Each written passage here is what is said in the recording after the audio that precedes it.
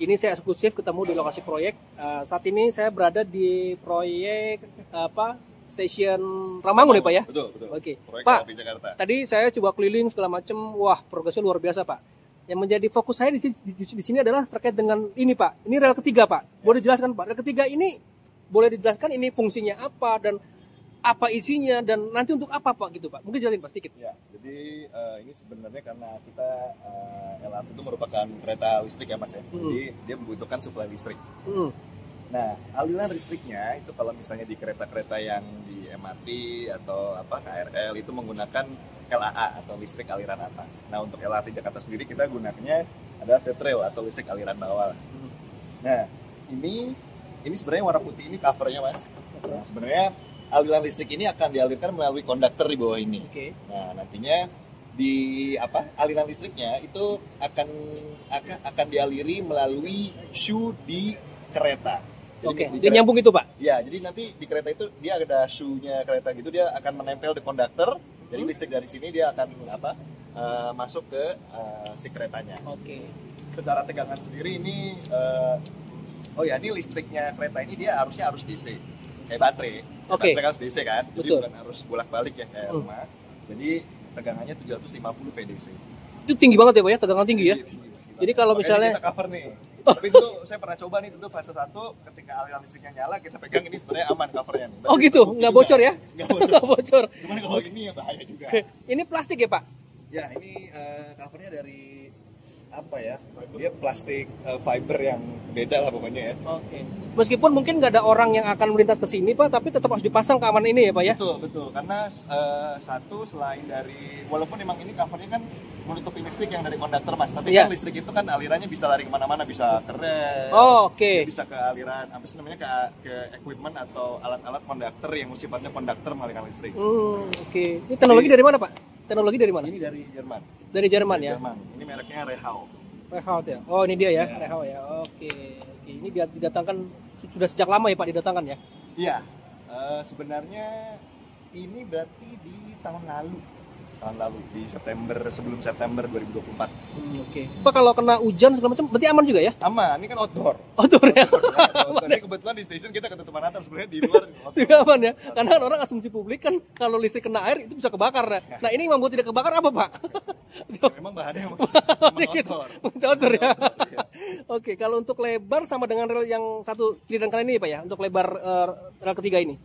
Untuk lebarnya sendiri sama ya.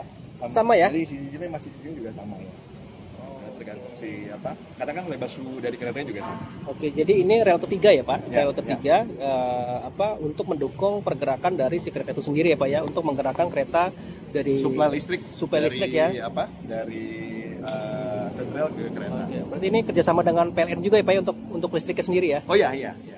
Kita dapat sumber listrik dari PLN, kemudian dari PLN kita alirkan ke equipment, nanti ada switch gearnya, ada trafo dan sebagainya. Dari itu langsung kita masuk dialirkan ke T-Trail ke kereta. Kalau ini berarti wilayahnya Lens atau ini LRS benar. LRS betul ya, berarti anak perusahaannya Lens ya Pak ya? Berarti memang secara spesifikasi memang beda-beda penugasan ya Pak ya. Kalau misalnya waskita ngerjain apa, kalau untuk persinyalan atau seperti ini mungkin bagian dari si Lens itu sendiri bagian ya. Railway system tadi kan bagian railway system nih untuk pekerjaan T-Rail itu di-handle oleh LRS. Tingkat kesulitannya seberapa besar Pak ketimbang memasang rel Pak?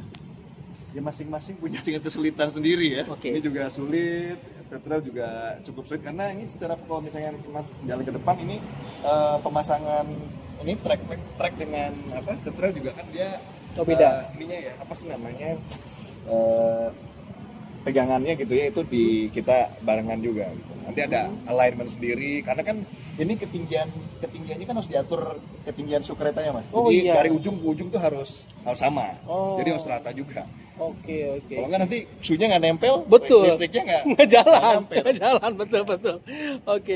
Dan ini baru digunakan di LRT Jakarta ya Pak? Sebenarnya kalau yang juga pakai. Sudah pakai juga ya?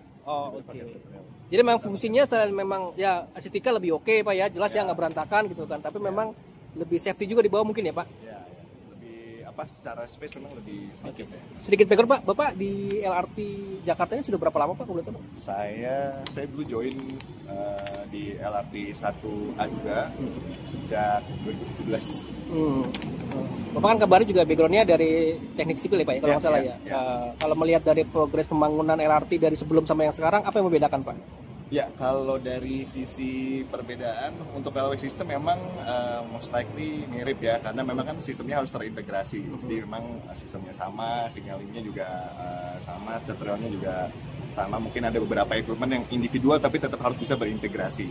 Nah, kemudian sisi yang berbeda dari 1A dan 1B ini adalah dari desain stationnya. Di stasiun 1A kita apa namanya platformnya atau peronnya itu ada di lantai 2.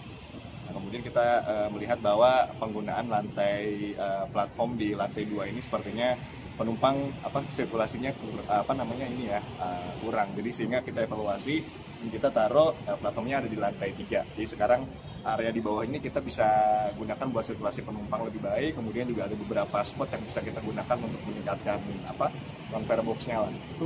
Oke, berarti lebih ini aja Pak ya, lebih efisien aja Pak ya. Jadi di sini hanya untuk naik turun aja, nanti ke bawah itu bisa untuk sholat, untuk tenant bahkan ya Pak ya. Iya, betul. Gitu. Oke, jadi full di sini hanya untuk naik turun penumpang.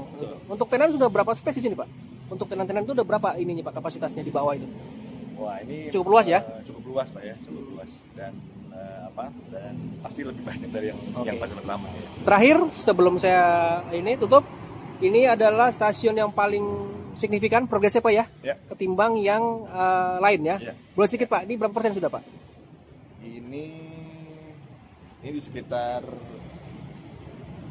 70 tinggi ya, 78%. 78% ya. Ini paling signifikan, yang lain memang masih dalam ini ya. Karena ini kan sipilnya udah beres Mas. Kemudian tinggal pekerjaan finishing mungkin. Finishing dan arsitektur yang segera kita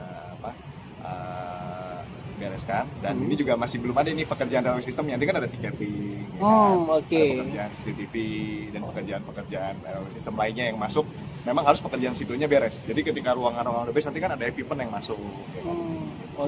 Mungkin ada nanti ciri khas Pak, karena ini di Jakarta pembangunannya, mungkin ada ciri khas tersendiri. Mungkin di setiap ini ada ornamen Betawi gitu Pak. Ya, belum sih itu. Belum kepikiran deh Pak ya. Belum kepikiran.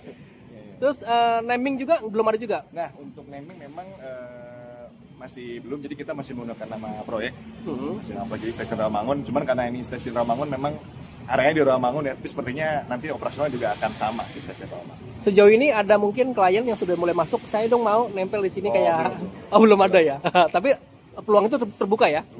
Terbuka. Oke, baik Pak Ramdhani, terima kasih wawancara singkatnya. Mudah-mudahan Pak Ramdhani selaku proyek di sini selesai pembangunannya sesuai dengan progres, dan kalau nggak salah targetnya 2026 tahun depan itu tes jalur ya Pak ya? Ya, tes track ya Pak ya? Dan resmi dipakai kita targetnya jadi bulan April itu kita udah melakukan tescom commissioning itu di bulan April. Dan rencananya harapannya kita di Agustus akhir kita udah bisa operasional. Amin ya robbal alamin. Oke, mudah-mudahan ya kan mobilisasi warga lebih terdistribusi, dan lagi-lagi Pak tiket lebih murah, harapannya begitu Pak ya. Subsidinya lebih banyak, mudah-mudahan gitu ya Pak. Oke, karena kan sih dengan adanya LRT ini ya orang-orang bisa lebih nyaman menggunakan public transport, jadi berpindah dari kendaraan pribadi ke public transport, dan ya public transport juga kan semakin nyaman ya. Jadi orang-orang terbiasa dengan ini. Oke, baik. Terima kasih Pak. Mohon maaf mengganggu karena selalu banyak nanya Pak. Mohon izin sekali lagi. Mari Pak. Terima kasih Pak. Salam sukses Pak ya. Siap. Terima kasih Pak. Siap.